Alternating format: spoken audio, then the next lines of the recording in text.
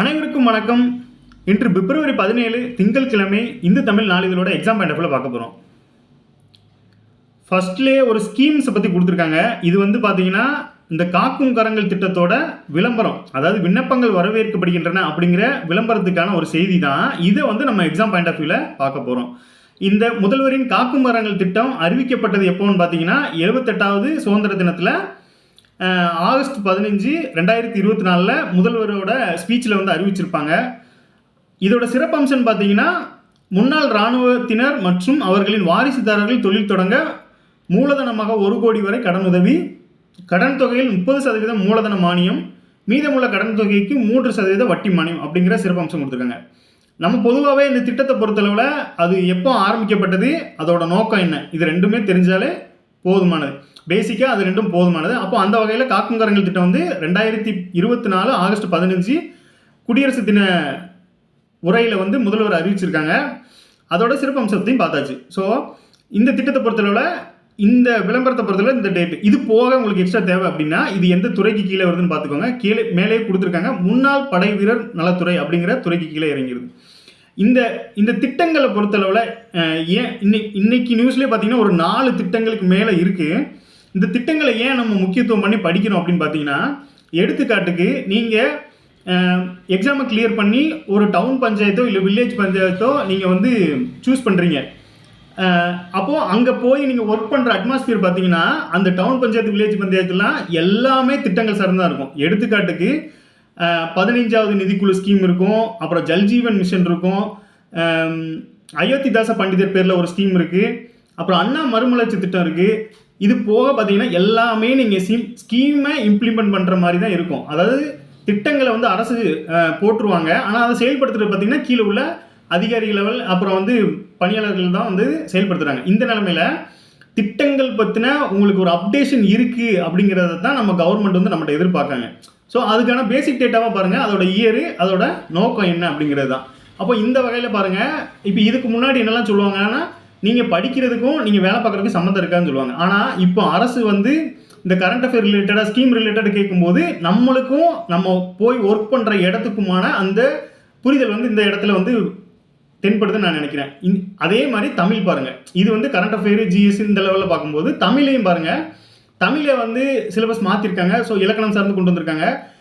எழுத்து பயிற்சி, வாசிக்கும் திறன், இதெல்லாம் ஏன் எதிர்பார்க்குறாங்க அப்படின்னா, எடுத்துக்காட்டுக்கு ஒரு திட்டம் வந்து முடிஞ்சு அதற்கான ஒரு போர்டு வைப்பாங்க, அதுக்கான பதாகைகள் சில இடங்களில் பார்த்துருப்பீங்க. இந்த திட்டம் இந்த மானியக்குழு அடிப்படையில் கட்டப்பட்டது, இவ்வளோ மதிப்பீடு இந்த காலகட்டத்தில் கட்டப்பட்டது அப்படிங்கிற ஒரு பதாகை இருக்கும். இந்த பதாகை எழுதும்போது அதில் ஏதாவது எழுத்துப்பிழை ஏற்பட்டாலோ இல்லை வந்து எதாவது மாற்றி எழுதிட்டாங்க அப்படின்னா அது வந்து அந்த துறைக்கும் அவப்பேராக இருக்கும், அந்த அரசுக்கும் அவப்பேறு மாதிரி போய் சென்றடைஞ்சிடக்கூடாது அப்படிங்கிற ஒரு நோக்கத்துக்காண்டி தான் இந்த மாதிரி நம்மளுக்கு எழுத்து சார்ந்தோ இலக்கணம் சார்ந்தோ நமக்கு நிறைய கொண்டு வராங்க. ஸோ அந்த மாதிரி நினச்சி அதை படிங்க.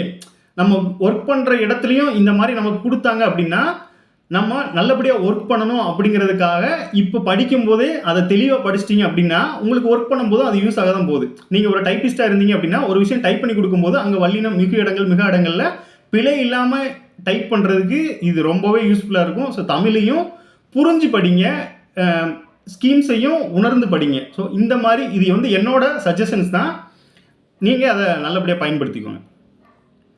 அடுத்ததாக பாருங்கள், ஒரு டேட்டா கொடுத்துருக்காங்க. என்ன அப்படின்னு பாருங்கள், தமிழகத்தில் 12,525 ஊராட்சிகளும் திடக்கழிவு விழிப்புணர்வு பாடல் அப்படிங்கிற சொல்லி கொடுத்துருக்காங்க. இதில் நம்ம எக்ஸாம் பாயிண்ட் ஆஃப் வியூ என்ன எடுத்துக்கணும், தமிழகத்தில் எவ்வளோ ஊராட்சி இருக்குது அப்படின்னு. இது ஸ்கூல் புக்லேயே பார்த்தீங்கன்னா ஊராட்சி, நகராட்சி, மாநகராட்சி அந்த மாதிரிலாம் கொடுத்துருப்பாங்க. ஆனால் இந்த டேட்டா வந்து அப்பப்போ அப்டேட் ஆகும். அப்போது நம்ம எதை வச்சு இது பண்ணிக்கலாம் அப்படின்னா கரண்ட்டில் வர்ற டேட்டா வச்சு. இப்போ ஒருவேளை புக்கு டேட்டா படி பார்த்தீங்கன்னா 12,523 கொடுத்துருக்கலாம், ஒரு 2 பஞ்சாயத்து அதுக்கப்புறம் கூடியிருக்கலாம். இந்த மாதிரி ஏற்ற இறக்கலுக்கு வரும்போது கரண்ட் டேட்டா படி எவ்வளோ பஞ்சாயத்து இருக்குங்கிறத இந்த மாதிரி செய்திகள் மூலமாக நீங்கள் தெரிஞ்சுக்கலாம். அப்போ இதில் 12,525 அப்படிங்கிறது டேட்டாவாக இருக்குது. இதில் இன்னொரு விஷயம் என்னென்னா, இந்த திடக்கழிவு பற்றி கொடுத்துருக்காங்க. இந்த திடக்கழிவு விழிப்புணர்வுங்கிறது எதுக்கு கீழே வருதுன்னு பார்த்தீங்கன்னா, இந்த தூய்மை பாரத இயக்கம். தூய்மை பாரதம் இயக்கத்தை பொறுத்தளவில் 2019 அக்டோபர் 2 காந்தி ஜெயந்தியான அக்டோபர் 2, அதாவது 2014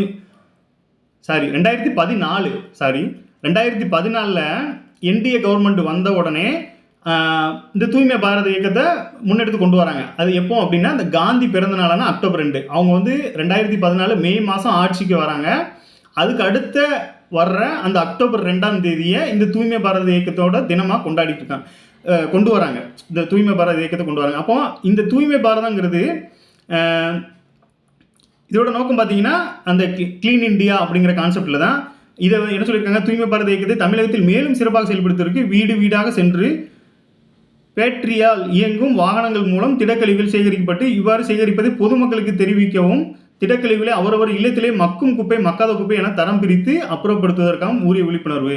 இதில் பார்த்தீங்கன்னா அந்த பாக்ஸ் பார்த்தீங்கன்னா மக்கும் குப்பைக்கு கிரீன் கலர்லையும் மக்காத குப்பைக்கு ப்ளூ கலர்லையும் அந்த மாதிரிலாம் வச்சுருப்பாங்க. ஸோ நம்ம அந்தளவுக்கு டெப்த்தாக போக வேண்டாம்.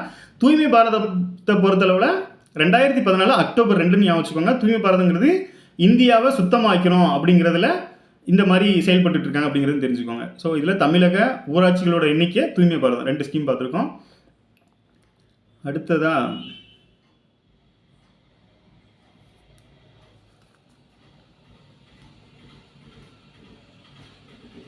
இதில் ஒரு 2 திட்டம் இருக்குது. அதை டேட்டை வந்து இன்னைக்கு நோட் பண்ணி கொண்டு வந்துட்டேன். உங்களை தேடி உங்கள் ஊரில் அப்படிங்கிற ஒரு திட்டம். இது என்னன்னு பாருங்க, உங்களை தேடி உங்கள் ஊரில் அப்படிங்கிற திட்டத்தில் பார்த்தீங்கன்னா தமிழக அரசின் அனைத்து திட்டங்களும் இது முதல்ல டேட்டை பார்த்துருங்க. 2023 நவம்பர் 23 இந்த திட்டம் நடைமுறைக்கு வருது. தமிழக அரசின் அனைத்து நலத்திட்டங்களும் சேவைகளும் தங்கு தடையின்றி மக்களை சென்றடையும் நோக்கத்துடன் உங்களை தேடி உங்கள் ஊரில் என்ற திட்டம் நடைமுறையில் இருந்து வருகிறது. இதில் முக்கியமாக என்ன கொடுத்துருக்காங்க அப்படின்னா, ஆரம்ப சுகாதார நிலையம், ரேஷன் கடை, இதை வந்து மெயினாக ஃபோக்கஸ் பண்ணுறாங்க. ஏன்னா ரெண்டுமே பார்த்தீங்கன்னா ரூரல் ஏரியாக்களில் ஒரு முக்கியத்தை தாக்கத்தை உண்டு பண்ணக்கூடியது. ஸோ இந்த ரெண்டையும் அதிகமாக ஃபோக்கஸ் பண்ணுறாங்க.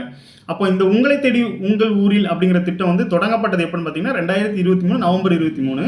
இதோட நோக்கம் என்ன அப்படின்னா, அனைத்து நலத்திட்டங்களும் சேவைகளும் வந்து மக்களை தங்குதடையின்றி சென்றடையும் நோக்கத்துடன் உங்களை தேடி உங்கள் ஊரில் அப்படிங்கிற திட்டத்தை கொண்டு வந்திருக்காங்க. ஸோ இது வந்து அந்த திட்டங்கள் வந்து மக்கள்கிட்ட எந்த அளவுக்கு ரீச் ஆகிருக்கு அப்படிங்கிறத இன்ஸ்பெக்ட் பண்ணுற ஒரு திட்டமாக இது இருக்குது. ஸோ இந்த திட்டத்தை பற்றி பேசிக்க பார்த்தாச்சு. அடுத்து பாருங்கள், இந்த வருமுன் காப்போம் திட்ட முகாம் அப்படிங்கிற ஒரு செய்தி. இந்த வருமுன் காப்போம் திட்டம் அப்படிங்கிறது பார்த்தீங்கன்னா 2006 வருமுன் காப்போம்னு சொல்லி அன்றைய டிஎம்கே கவர்மெண்டான கலைஞர் அவர்கள் வந்து கொண்டு வந்திருப்பாங்க. இன்னைக்கு அந்த திட்டத்தையே கலைஞரின் வருமுன் காப்போம் திட்டம் அப்படின்னு பெயர் மாற்றம் பண்ணி 2021 இதை திருப்பி இது பண்ணியிருப்பாங்க. ஸோ இந்த வகையில் பாருங்கள், இதோட நோக்கம் என்னன்னு பார்த்தீங்கன்னா, சிறப்பு பொது மருத்துவம், கண் பல் மற்றும் வாய் புற்றுநோய் கண்டறிதல், தோல் காது மூக்கு தொண்டை மருத்துவம், தாய் சேய் நல சிறப்பு மருத்துவ சிகிச்சைகள் வழங்கப்படுகின்றன. இதோட நோக்கம் என்னன்னு பார்த்தீங்கன்னா, மக்களை வந்து நோயிலிருந்து காத்துக்கொள்வது மற்றும் பாதுகாப்பாக வைக்கிறது, ஆரோக்கியமாக்கிறது அப்படிங்கிறது அந்த வருமுன் காப்போம் திட்டத்தோட சிறப்பு. பொதுவாக பார்த்தீங்கன்னா இந்த வேக்சின்ஸ்லாம் இந்த ஸ்கீம் கீழே தான் வரும். ஏன்னா ஒரு நோய் வரதுக்கு முன்னாடி அதை தடுக்கிறது அந்த வேக்சினோட வேலை. ஸோ வருமுன் காப்போம் திட்டத்தில் இந்த மருத்துவம் சார்ந்து இருக்குது அப்படிங்கிறத தெரிஞ்சுக்கோங்க. இதோட வருடம் பார்த்தீங்கன்னா ஃபஸ்ட்டு வருமுன் காப்போம் அப்படிங்கிற பேரில் வந்தது 2006. அதை கலைஞரின் வருமுன் காப்போம் திட்டம் அப்படின்னு பெயர் மாற்றம் பண்ணது 2021 அப்படிங்கிறத தெரிஞ்சுக்கோங்க. ஸோ இதில் 2 திட்டம், ஏற்கனவே 2 ஸ்கீம்ஸ் பார்த்துட்டோம். ஸோ இதில் 2 ஸ்கீம்ஸு.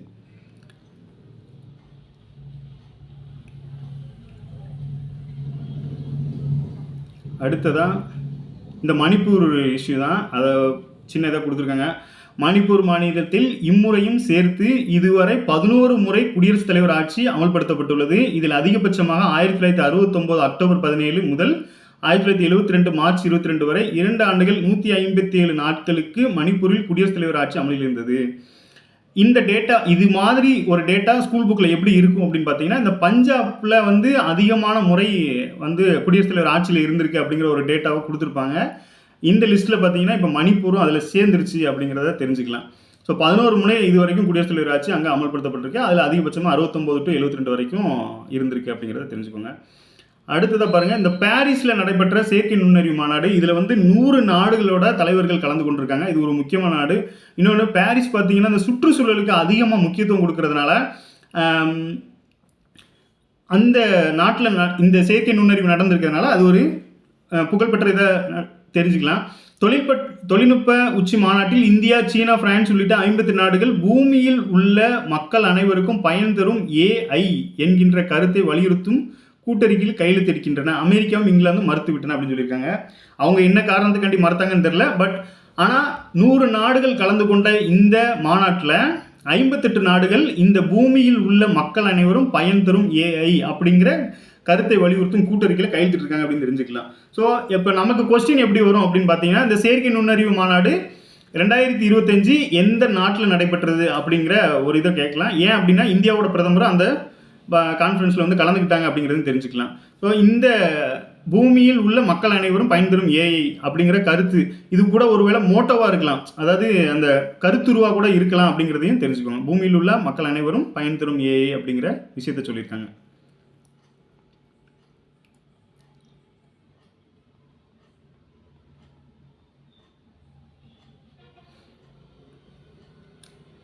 பொது அறிவியல் இன்னைக்கு என்ன கொடுத்துருக்காங்கன்னா, கலிலியோ பற்றி கொடுத்துருக்காங்க. வானியல் ஆராய்ச்சியில் அதிகம் ஆர்வம் கொண்டிருந்த கலிலியோ 1609 உலகின் முதல் தொலைநோக்கியை கண்டுபிடித்தார். அதை கொண்டு தினமும் விண்வெளி ஆய்வு செய்தார். அதன் மூலம் சனி கிரகத்தை சுற்றியுள்ள வளையத்தை முதலில் கண்டுபிடித்தார். பின்னர் வியாழன் கோளுக்கு 4 துணைக்கோள்கள் இருப்பதை அறிந்தார். சூரியனில் கரும்புள்ளிகள் தெரிவதையும் அவர் கண்டறிந்தார். இதை 2 விதமாக பிரிச்சுக்கோங்க, ரெண்டுமே சயின்ஸ் ரிலேட்டட் தான். கண்டுபிடிப்புகள் அப்படின்னு ஒரு டாபிக் நமக்கு சயின்ஸில் இருக்குது. அந்த வகையில் கலிலியோ வந்து 1609 உலகின் முதல் தொலைநோக்கியை கண்டுபிடிச்சாரு. ஸோ அப்போ உலகின் முதல் தொலைநோக்கி யாரால் கண்டுபிடிக்கப்பட்டதுன்னா கலிலியோ. எந்த வருஷம்னா 1909 அப்படின்னு வச்சுக்கோங்க. அடுத்து பேரண்டம்னு நமக்கு ஒரு டாபிக் இருக்கும். பேரண்டம்னா இந்த சூரிய விண்வெளி பற்றி சொல்லக்கூடியது. அந்த வகையில் பாருங்கள், சனி கிரகத்தை சுற்றியுள்ள வளையத்தை முதல்ல கண்டுபிடிச்சதும் இந்த கலிலியோ தான். வியாழன் கோளுக்கு 4 துணைக்கோள்கள் இருக்குது அப்படிங்கிறதையும் இவர் தான் கண்டுபிடிச்சிருக்காரு. அப்புறம் சூரியனில் உள்ள கரும்புள்ளி, இது மூணையும் நீங்கள் பேரண்டம் அப்படிங்கிற டாபிக் கீழே இதை எடுத்துக்கலாம். ஸோ இதுவும் சயின்ஸ் ரிலேட்டட் தான். இந்த பொது அறிவை பொறுத்தவரை இன்னைக்கு சயின்ஸ் டேட்டா இருக்குது. ஒருவேளை நீங்கள் இதுக்கு முன்னாடி ஸ்கூல் புக்கில் இந்த டேட்டாவை நீங்கள் படிச்சிருந்தீங்க அப்படின்னா ரீகால் பண்ணிக்கோங்க. மத்திய அரசு வந்து ஒரு அறிக்கை வெளியிட்டிருக்காங்க. அதில் ஊராட்சி திட்டங்கள் செயல்படுத்துவதில் தமிழகம் முதலிடம். இந்த மாதிரி இன்ஃபர்மேஷன் வரும்போது கொஞ்சம் ஆழமாக அழுத்தமாக படிச்சுக்கோங்க. என்ன அப்படின்னா, பொதுவாக நமக்கு டிஎன்பிசியில் எப்படி கேள்வி கேட்கப்பட்டு வருது அப்படின்னு பார்த்தீங்கன்னா, ஒரு திட்டமோ இல்லை ஒரு செயல்பாடோ ஏதோ ஒன்று வந்து இந்தியாவுக்கே முன்மாதிரியாக இருக்குது, முதன்மையாக இருக்குது, இல்லை ஃபஸ்ட்டு ஆரம்பிக்கிறாங்க, இந்த மாதிரி வரும்போது அதுக்கு டிஎன்பிசி வந்து கூடுதல் முக்கியத்துவம் கொடுக்குறாங்க. ஏன் அப்படின்னா, நிறைய திட்டங்கள் அந்த மாதிரி சக்ஸஸ்ஃபுல்லாகவோ இந்தியாவுக்கே முன்மாதிரியாகவும் இருந்திருக்கு. எடுத்துக்காட்டாக இந்த அம்மா உணவகம் பார்த்தீங்கன்னா மற்ற மாநிலங்களில் அன்னபூர்ணா அப்படிங்கிற பேரில் செயல்படுத்திட்டு வராங்க. நம்ம வருமுன் காப்போம் 48, இன்னுயிர் காப்போம் 48 அப்படிங்கிற திட்டம் பார்த்தீங்கன்னா தமிழ்நாட்டில் சக்ஸஸ்ஃபுல்லாக போயிட்டுருக்கு. இந்த திட்டத்தோட தகவலை வந்து மத்திய அரசு பெற்றிருக்கதா தமிழ்நாடு அரசு சமீபத்தில் அறிவித்தாங்க. இதனோட ரீசன் என்ன அப்படின்னு பார்த்தீங்கன்னா, அப்போது இந்த திட்டம் வந்து இந்தியா ஃபுல்லாக இம்ப்ளிமெண்ட் பண்ணுறதுக்காக அவங்க நம்மள்கிட்ட தகவலை வாங்கியிருக்காங்க அப்படிங்கிறத தெரிஞ்சுக்கலாம். இது மாதிரி பல திட்டங்கள் வந்து இந்தியாவுக்கே முன்மாதிரியாக தமிழகம் இருந்திருக்கு. இந்த உறுப்பு மாற்று அறுவை சிகிச்சைலாம் பார்த்தீங்கன்னா இந்தியாவுக்கே தமிழ்நாடு வந்து முன்மாதிரியாக இருக்குது. அப்போது ஒரு விஷயம் தெரிஞ்சுக்கோங்க, ஒரு திட்டம் கேட்டு இதில் முதன்மை முன்மாதிரி அப்படிங்கிற வார்த்தையும் கொடுத்து கீழே தமிழ்நாடு அப்படிங்கிற ஆப்ஷன் இருந்தால் மோஸ்ட் பாசிபிலிட்டி அந்த தமிழ்நாடு தான் இருக்க வாய்ப்பு இருக்குது. ஏன் அப்படின்னா நம்ம முன்மாதிரியாக இருக்கோம் அப்படிங்கிறத அரசு நம்மகிட்ட எதிர்பார்க்குறாங்க. ஸோ இந்த வகையில் பாருங்கள், மத்திய அரசு வந்து ஒரு அறிக்கை வெளியிட்டிருக்காங்க. அதில் உள்ள இன்ஃபர்மேஷனை கொஞ்சம் பார்த்துருவோம். மத்திய பஞ்சாயத்து ராஜ் அமைச்சகம் சார்பில் மாநிலங்களில் ஊராட்சிகள் அதிகார பகிர்வு நிலை சான்றுகள் அடிப்படையிலான தரவரிசை வெளியிட்டிருக்காங்க. இந்த அடிப்படையில் கட்டமைப்பு, செயல்பாடுகள், நிதி, பிரதிநிதிகள், திறன் மேம்பாடு, பொறுப்புடைமை, இந்தந்த கேட்டகரியிலலாம் அவங்களோட திறன்களை மதிப்பீடு செஞ்சுருக்காங்க. அதன் அடிப்படையில் கடமைகள், பொறுப்புகளை செயல்படுத்தும் விதத்திலும் அதிகார பகிர்வு அளித்தல் திட்டங்களை நடைமுறைப்படுத்தல் விதத்திலும் முதலிடத்தில் தமிழ்நாடு இருக்குது. அப்போ கடமைகள், பொறுப்புகளை செயல்படுத்தும் விதத்தில், அப்புறம் வந்து அதிகார பகிர்வு அளித்தல் திட்டங்களை நடைமுறைப்படுத்தல், இந்த விதத்திலலாம் வந்து தமிழ்நாடு வந்து முதன்மையாக இருக்குது. திறன் மேம்பாடு மற்றும் செயல்பாடுகள் அந்த விதத்தில் 2வது இடத்தையும், நிதி பரிவர்த்தனைகள் பொறுத்தவரை 3வது இடத்துலையும் இருக்காங்க. ஒட்டுமொத்த குறியீட்டின்படி மாநிலங்கள் தரவரிசை பட்டியலில் தமிழகம் 3வது இடத்துல இருக்காங்க. அதாவது ஃபர்ஸ்ட் பிளேஸ் எதுலன்னு பார்த்தீங்கன்னா, கடமைகள், பொறுப்புகளை செயல்படுத்தும் விதத்திலும் அதிகார பகிர்வு அளித்தல் திட்டங்களை நடைமுறைப்படுத்தும் விதத்திலும் ஃபர்ஸ்ட் பிளேஸில் இருக்காங்க. அப்போ இந்த வார்த்தையை நோட் பண்ணுங்கள். கடமை, பொறுப்புகளை செயல்படுத்துதல், அப்புறம் வந்து அதிகார பகிர்வு, திட்டங்களை நடைமுறைப்படுத்தல், இந்த 4 கேட்டகரியில் தமிழ்நாடு வந்து ஃபர்ஸ்ட் பிளேஸ் இருக்காங்க. இதில் பஞ்சாயத்து திட்டங்களை செயல்படுத்துறதில்ல.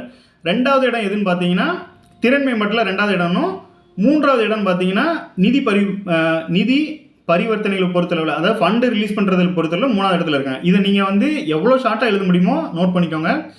இது போக ஒட்டுமொத்த குறியீட்டில் பார்த்தீங்கன்னா, அதாவது ஓவராலாக பார்க்கும்போது தமிழ்நாடு வந்து 3வது இடத்துல இருக்குது அப்படின்னு சொல்லியிருக்காங்க. அப்போ இந்த ஊராட்சி திட்டங்களை செயல்படுத்துவதில் ஓவராலாக கேட்கும்போது 3வது பிளேஸ்னும், கடமைகள் பொறுப்புன்னு பார்க்கும்போது ஃபஸ்ட் பிளேஸ்னும், திறன் மேம்பாடில் செகண்ட் பிளேஸ்னும், அப்புறம் நிதி பரிவர்த்தனையில் தேர்ட் பிளேஸ்னுங்கிறத இந்த டேட்டாவை நோட் பண்ணிக்கோங்க. கான்செப்ட் வந்து நீங்கள் படித்தது மறக்காது, ஆனால் டேட்டா வெரி இம்பார்ட்டன்ட், எடுத்து எழுதிக்கிறது நல்லது. அது போக ஃபைனல் ஒன்று கொடுத்துருக்காங்க, பயிற்சி நிறுவனங்களின் குறியீட்டிலும் தமிழகம் சிறப்பாக செயல்பட்டு இருக்குது. இது வந்து நம்பர்ஸ் கொடுக்கல, ஸ்பெஷல் கேட்டகரின்னு கொடுத்துட்டாங்க. அவ்வளோதான் முடிஞ்சு. இதை நோட் பண்ணிக்கோங்க.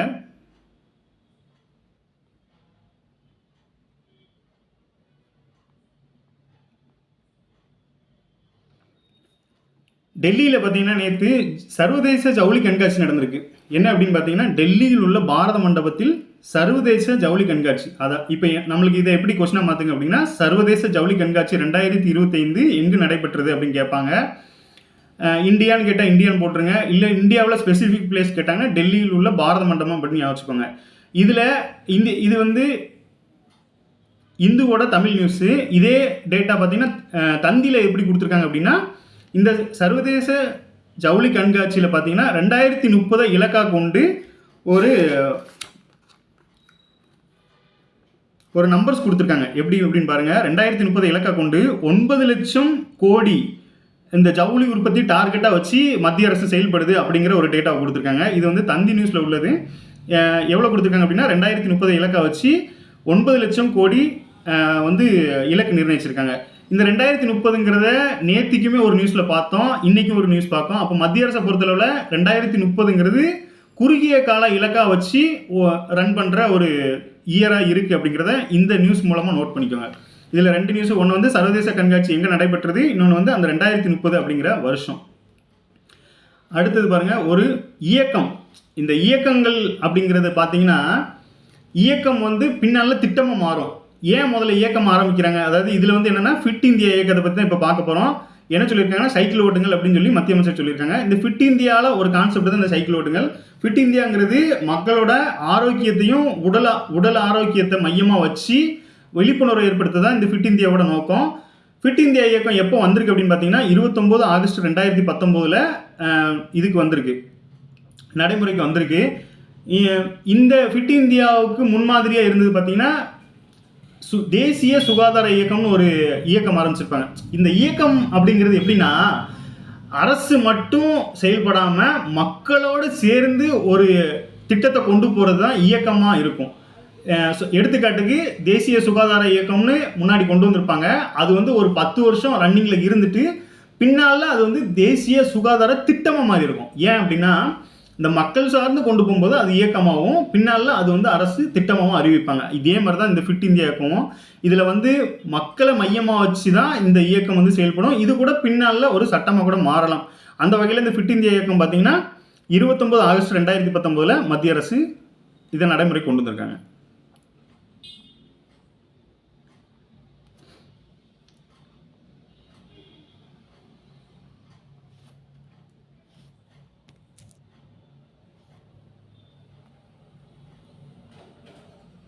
நெக்ஸ்ட் செய்திகள் அவ்வளோதான். மீண்டும் நாளை சந்திப்போம். நன்றி.